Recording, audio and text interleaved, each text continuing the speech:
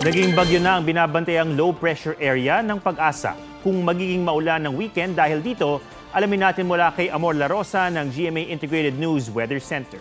Amor?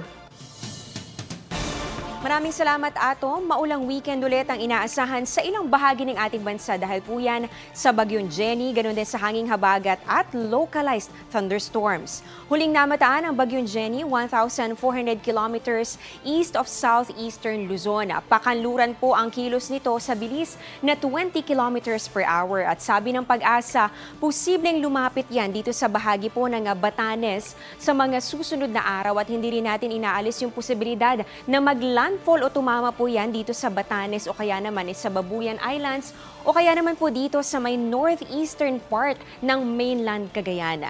Pero mga kapuso mag-landfall man o hindi, lalo pa rin po nitong palalakasin itong hanging habagat o yung southwest monsoon. Sa datos ng Metro Weather, may mga kalat-kalat na ulan bukas ng hapon sa Luzon. Kabilang po sa makakaranas niyan itong Mimaropa, ganun din ang Central Luzon, Calabarzon, Bicol Region at ilang bahagi rin ng Northern Luzon. Halos ganito rin sa linggo ng hapon at mayroong mga malalakas na pag-ulan. Dito yan sa Mimaropa at ganun din dito sa Ilocos Region. Kaya doble ingat.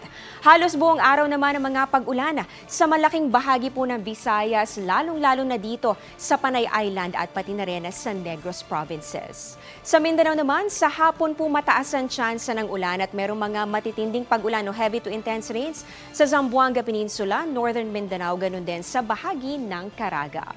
Dito naman sa Metro Manila, mataas din po ang tsansa ng ulan ngayong weekend, lalo po sa linggo ng hapon at ganun din sa linggo ng gabi. Kaya patuloy po kayong tumutok sa updates. At yan ang latest sa lagay ng panahon. Ako si Amor La Rosa. Ito ang GMA Integrated News Weather Center. Maasahan anuman ang panahon.